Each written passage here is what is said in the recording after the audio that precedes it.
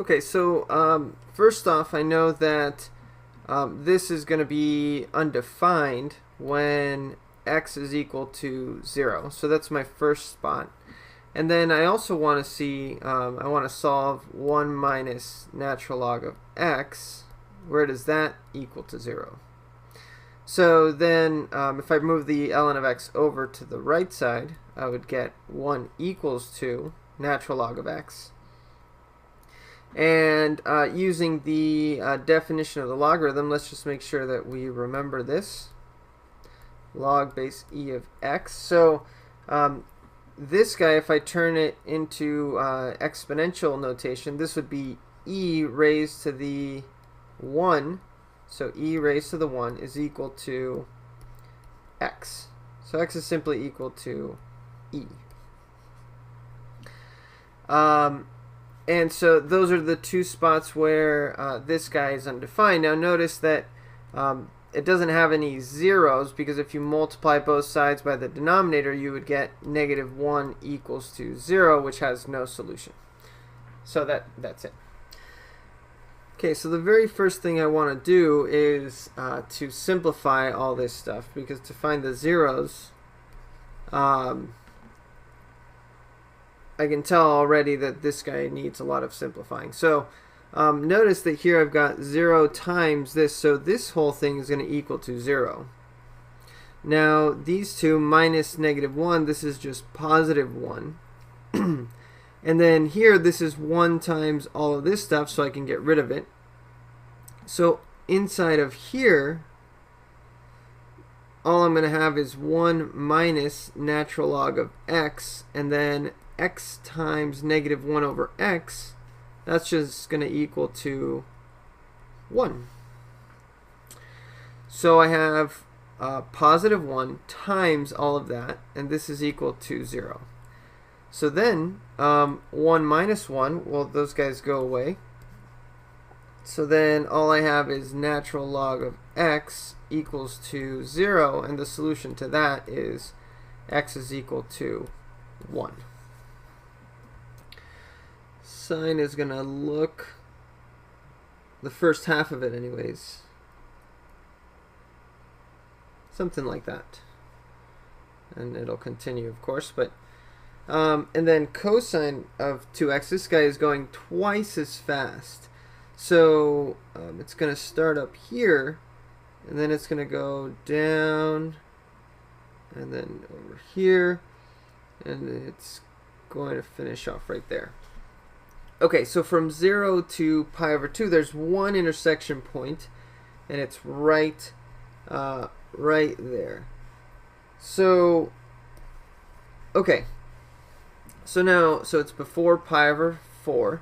So this is relatively easy to do, because we would just test first the ones that we know. Let's test pi over 6. Well, I know sine of pi over 6 is equal to 1/2.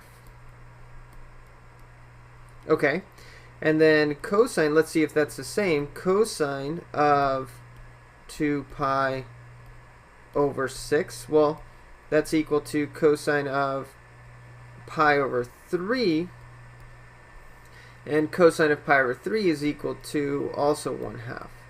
And so that means that that's the point. It's pi over 6. And that's the only one you can see clearly from the graph. Okay, so if we're trying to find the domain of this function, we know that since this is the natural log, we know that this guy right here has to be greater than 0. So then we want to know, okay, when is x to the 4th plus 27 greater than 0? Well, the answer to that is it's always greater than 0, because x to the 4th can't be negative. Add 27, well, it's always going to be positive, so the domain is from negative infinity to positive infinity. Okay, so when finding the domain of this function, we've got a couple of different things to take care of. First off, from this, I already know that x has to be greater than 0. But notice that there are two natural logs here. So I already know that x has to be greater than 0 because otherwise this guy right here wouldn't be defined. Okay, so I'm just going to leave that aside for now. But then also, this whole inside right here also has to be greater than 0. So 1 minus natural log of x has to be greater than 0. So if I switch this around, this would mean that natural log of x has to be less than positive 1. Okay, now you can either use the definition of logarithm or raise both sides to the, so have e raised to both of these guys, and so that would tell you that x would have to be less than e. Okay, so if you put those two together, that x has to be less than e, and x has to be greater than 0, then what this means is that the domain goes from 0, not including 0, all the way up to e, and that's it. It can't be any greater than e. And notice this makes sense because if you look at this, if you plug in a number that's bigger than e, so like let's say e squared, for example, you would get 1 minus, this guy would equal to 2, so this would be negative, and so natural log of a negative number wouldn't exist. So natural log of e by itself is equal to 1, which would make this 0. So that's the limit, but it doesn't include e. That's why we have the parentheses. And that's it. Okay, so this is really important because we're going to be doing this throughout. We want to make sure we know how to write absolute value functions as piecewise functions. So the way to do this is you're going to break this guy up into two different functions. Now, you're going to break it up into two parts. Now, the first part is where this guy, x minus 2, is positive. And if x minus 2 is positive, then absolute value of x minus 2 is going to equal to x minus 2. Now, the other part is when it's negative, and if x minus 2 is negative, if this guy right here is negative, then the absolute value of x minus 2 is going to equal to negative x minus 2. The idea being that if this inside is negative right here, you multiply it by the negative, and that makes it positive, thereby matching the original one. Now, the question is when to use each one. Well, you're going to use this one, like we just said, when x minus 2 is positive, so when it's greater than 0. So in other words, when x is greater than 2.